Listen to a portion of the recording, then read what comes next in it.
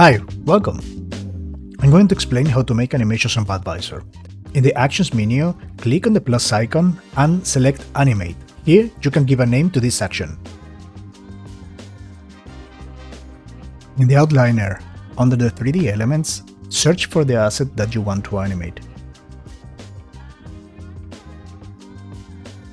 Change the frame duration and activate the map properties. Map the rotation on the y-axis. Go back to the Animate Node and push the duration frames until the end.